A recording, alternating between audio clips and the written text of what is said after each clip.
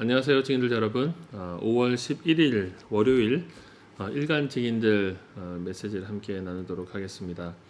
오늘부터 지난 금요일날 제가 말씀드렸던 대로 또 주일날 한 번 더 말씀드린 대로 월, 화, 목 이렇게 유튜브 콘텐츠를 여러분들과 함께 공유하도록 하겠습니다. 점차 정상화의 과정으로 우리가 향하고 있는데요. 물론 조금 더디게 갈 것 같긴 합니다. 그 이태원 확진자 추이가 어떻게 되는지를 좀 보면서 우리가 방향을 설정을 하려고 합니다. 자, 그래서 여러분들 월, 화, 목 그리고 수요일과 금요일은 우리 수요 예배와 또 금요 부흥 집회 영상을 통해서 여러분들이 은혜를 누리시면 좋겠다 하는 생각이 들고요. 또 그와 더불어서 어제 우리 담임 목사님 설교 말씀 지금 기도에 대해서 이야기를 계속 설교 시리즈가 나아가고 있는데 여러분들이 이 기도 시리즈를 정말로 잘 귀담아 들으셨으면 좋겠습니다. 진짜로 신자로 성도로 살아가는 삶에 무엇이 정말로 중요한가 정말 중요한 내용들을 다루고 있고요. 사실 저는 이런 설교를 듣는 것은 여러분 정말 복이라고 생각하고요. 그런데 이 복을 우리가 가볍게 그냥 흘려버리면은 그것은 우리에게 화가 됩니다. 뭐 저주를 받는다 이런 게 아니고요.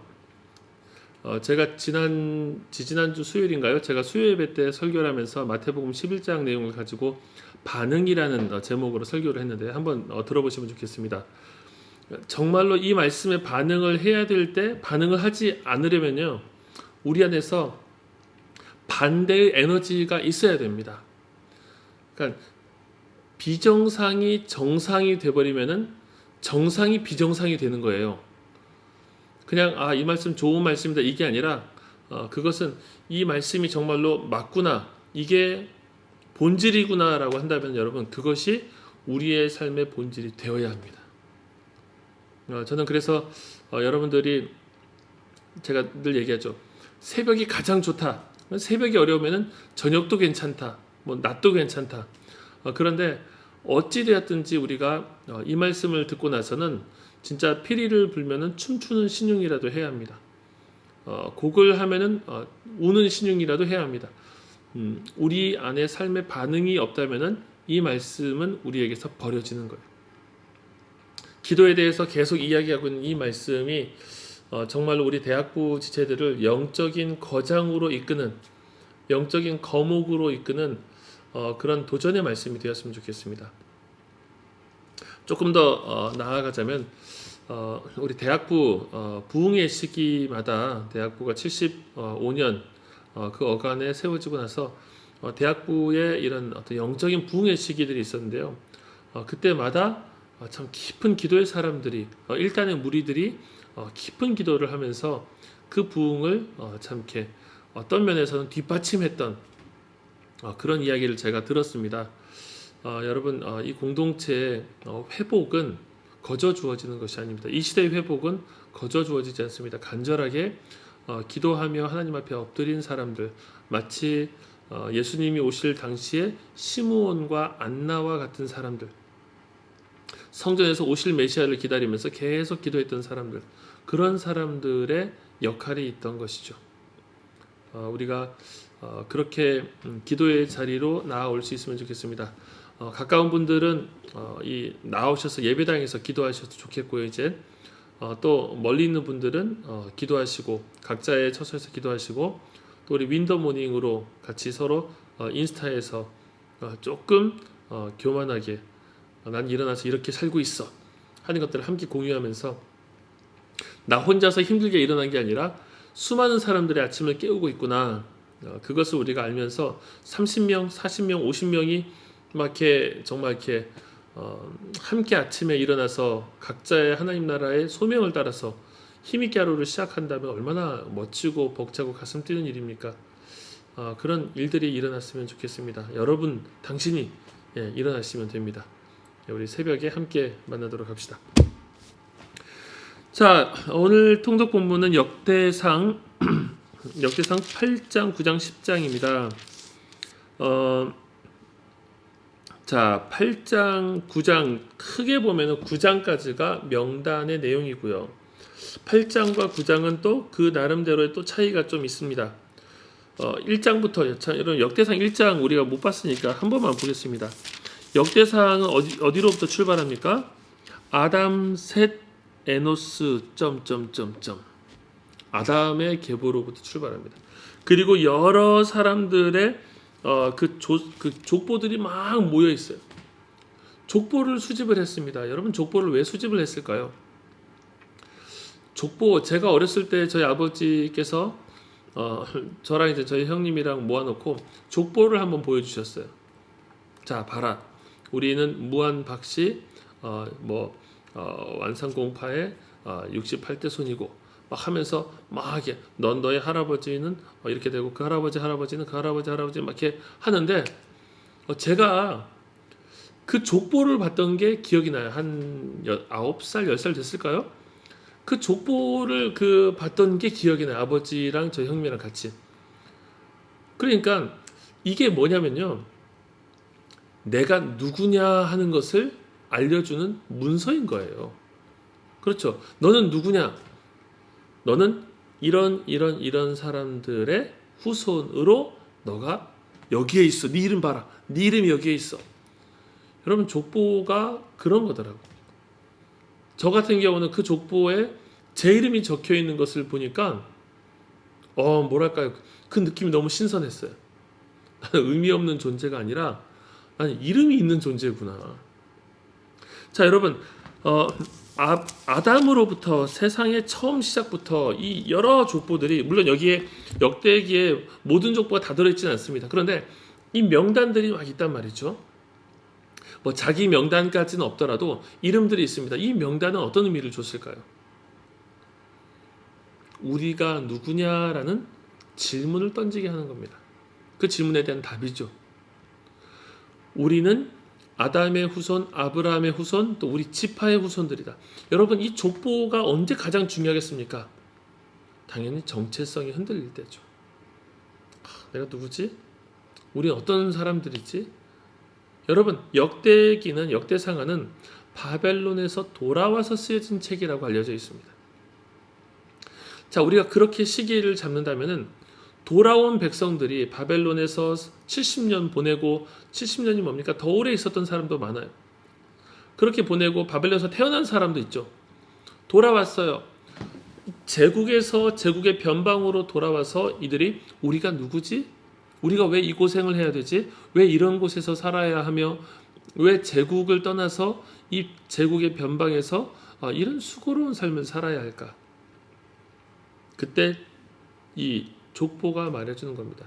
너희들이 누군가? 너희들이 누구냐? 자, 그래서 여러분 8장에서는 베냐민의 지파 이야기가 나오고요. 베냐민 그리고 또 그 사울의 계보도 8장에 나옵니다. 자, 좀 빨리 넘어가겠습니다. 자, 9장에서는 제 조건 좀 건너뛰고 9장도 사실 명단들인데 9장은 조금 독특합니다. 9장 1절에 보시면 온 이스라엘이 그 계보대로 계수되어 그들은 이스라엘 왕조실록에 기록되니라. 이게 다 위의 얘기죠. 그 다음에 유다가 범죄함으로 말미암아 바벨론으로 사로잡혀 갔더니, 자 이것은 사로잡혀 간 이후의 역사입니다. 그들의 땅 안에 있는 성읍에 처음으로 거주한 이스라엘 사람들은 제사장들과 레위 사람들과 느디님 사람들이라. 자 이게 무슨 얘기냐면요, 포로기에서 끌려갔다가, 포로기 시절에 끌려갔다가 돌아와서 이제 거주한 레위인들의 이야기. 자 그래서 10절부터 13절까지 보시면 예루살렘에 정착한 제사장들의 이야기, 그리고 14절부터 16절까지 레위 사람들의 이야기, 17절부터 27절까지 또 여러 성전의 역할을 맡은 사람들의 이야기. 이렇게 성전과 성전을 중심으로 해서 돌아와서 자신의 역할을 맡아서 그 역할과 직임을 수행했던 사람들이 그대로 이 안에 나와 있는 거예요. 명단이 나와 있다기보다는, 물론 명단도 있습니다. 그런데 역할들이 상세하게 기술되어 있죠. 다시 성전이 회복되어 가고 있는 모습을 보여줍니다. 자, 28절부터 34절까지도 그 역할들이 있는데요. 정말 저한테 인상적이었던 것은 33절입니다. 또 찬송하는 자가 있으니 곧 레위 우두머리라. 그들은 골방에 거주하면서 주야로 자기 직분에 전념함으로 다른 일은 하지 아니하였더라. 자기 직분이 무엇입니까? 하나님을 찬송하는 것. 하나님을 찬송하는 것을 사명으로 여기고 밤낮으로 하나님을 찬양했던 사람들이 있었다는 거예요. 참 놀랍지 않습니까? 밤낮으로 하나님을 찬양하는 사명을 가진 사람. 참 우리가 사실은 이런 존재 아닙니까?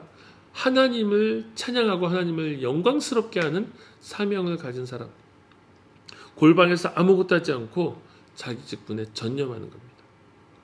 우리가 이렇게 하나님이 맡겨주신 소명에 전념하며 하나님을 찬양하는 사람들이 되었으면 좋겠습니다. 자, 35절부터 44절까지는 다시 사울의 얘기입니다. 사실 역대상 8장 후반부에 사울 얘기가 족보가 있는데 다시 사울의 이야기가 나오면서 10장에서는 사울이 죽은 스토리가 이어집니다. 사울이 죽은 스토리가 사무엘상과 사무엘하에 나옵니다.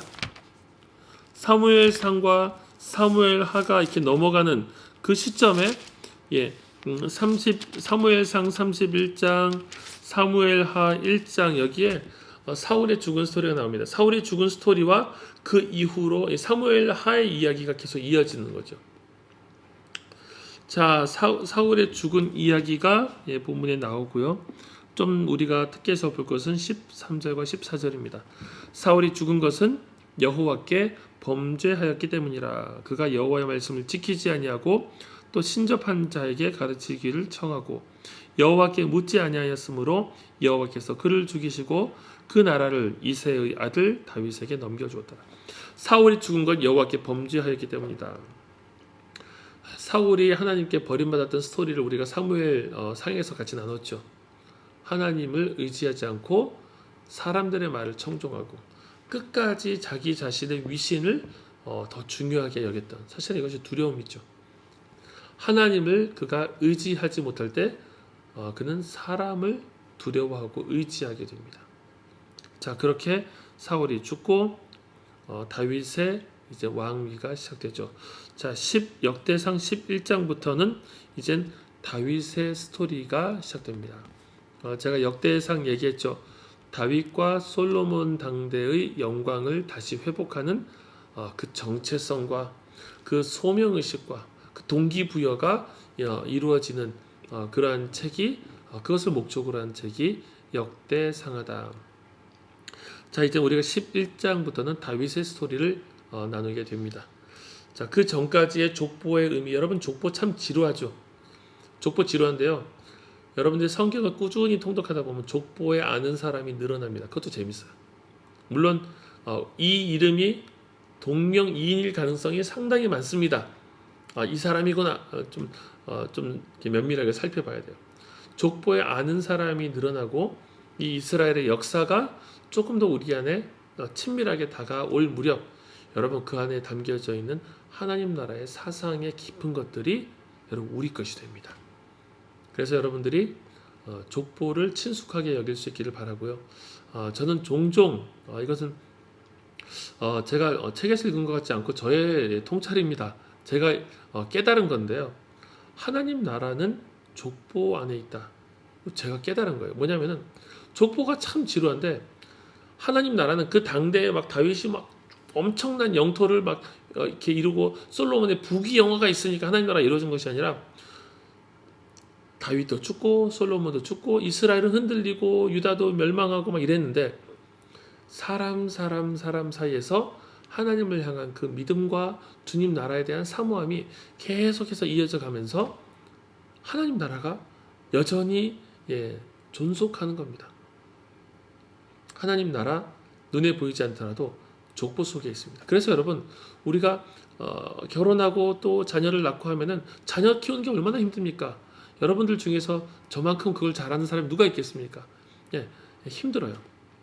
그런데 하나님 나라가 자녀를 통해서 후대를 통해서 계속해서 이어져 나갑니다. 우리가 하나님 나라를 횡적으로만 생각하고 이 당대의 영역으로만 동시대 영역으로만 생각할 것이 아니라 하나님 나라는 종적이기도 하다. 역대상이 아주 잘 보여주고 있는 내용입니다. 예, 오늘 우리 일간 증인을 여기서 마치겠고요. 우리 새벽 기도합시다. 담임 목사님의 직설 화법을 제가 그대로 사용해 보겠습니다. 새벽 기도합시다.